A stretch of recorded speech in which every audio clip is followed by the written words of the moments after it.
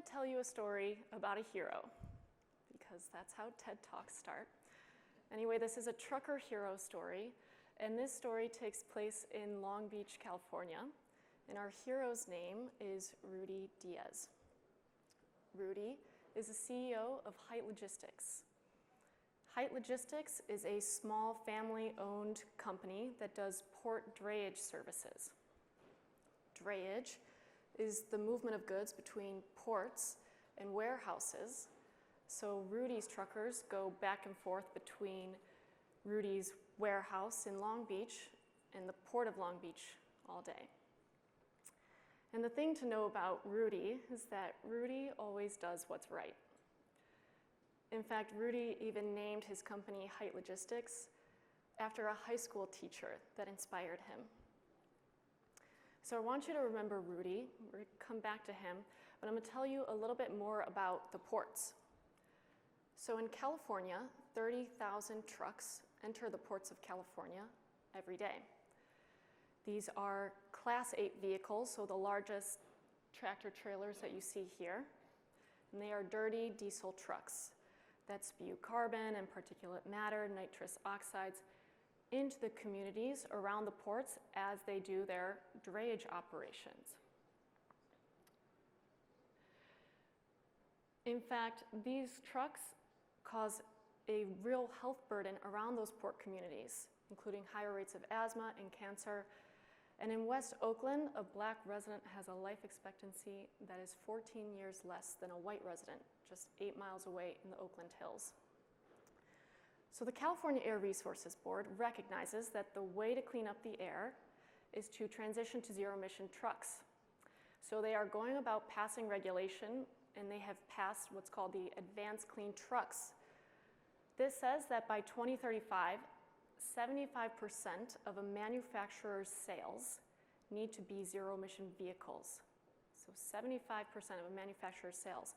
And on April 28th, CARB, the Air Resources Board, is going to be voting on, and it is expected to pass, what's called Advanced Clean Fleets.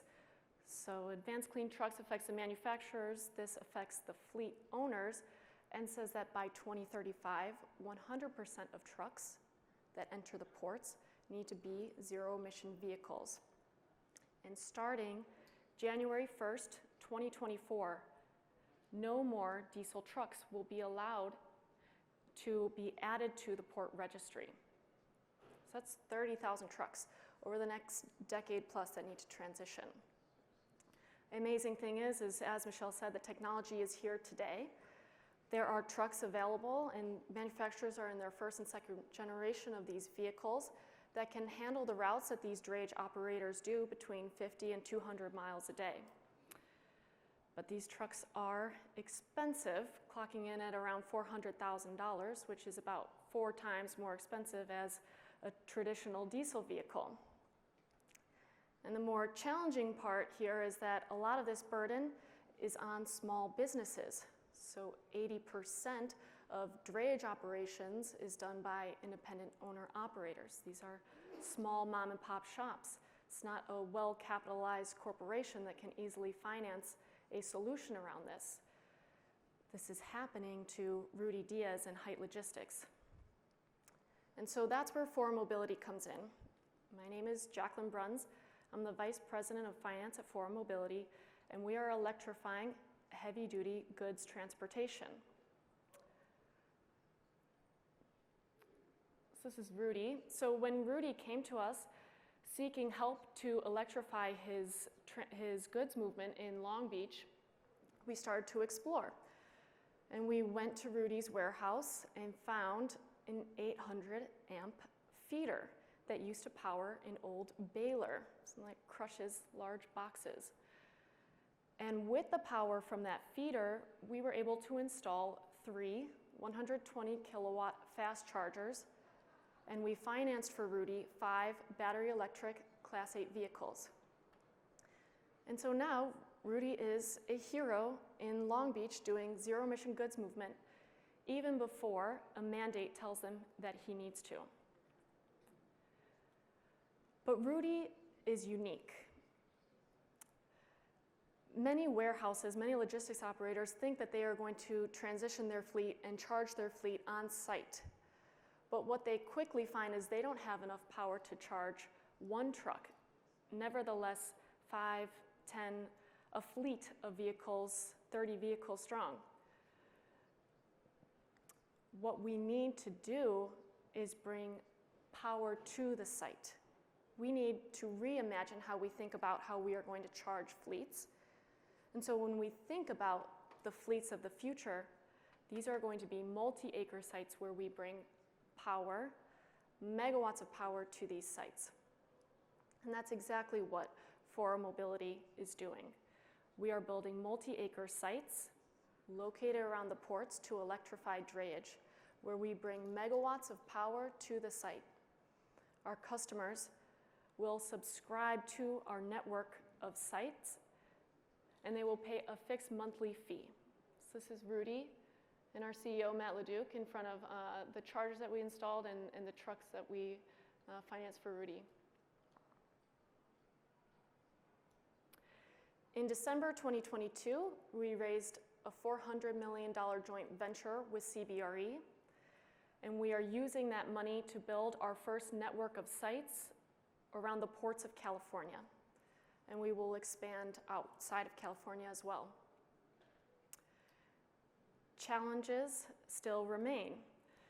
We've talked a lot about the minerals, so I'm not going to talk about that.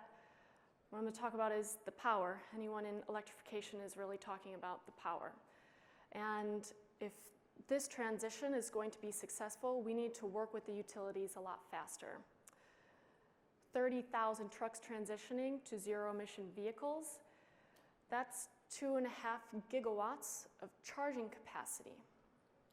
Said another way, we need to be installing 53 fast chargers a day now until 2030, increasing to 75 fast chargers a day from 2030 to 2035 to meet this transition.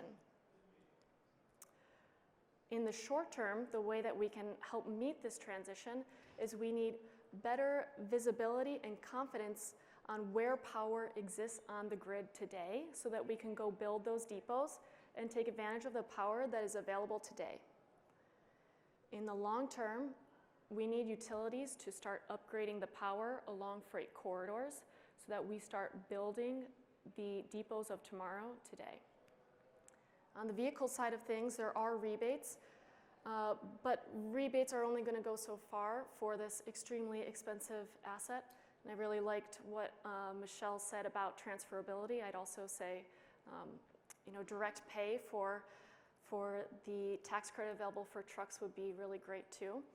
Another option is more funding towards loan loss reserves, which will help ease vehicle financiers' fears and doubts as they lend to low credit entities, and also help with what's called unknown residual value of these vehicles. Despite these challenges, For Mobility has the financing, we have the expertise, and we have the pipeline to usher in the first fleets of the future located around the ports of California. Just like Rudy, For Mobility is motivated to do what's right.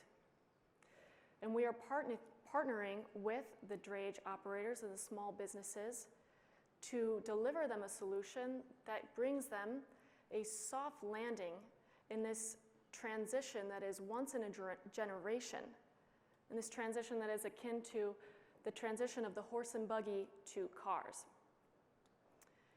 As we build our depots around the ports of California, we will be cleaning up the air around the ports.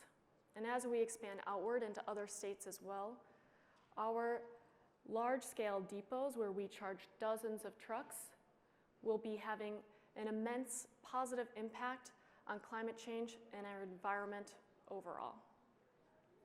Thank you very much.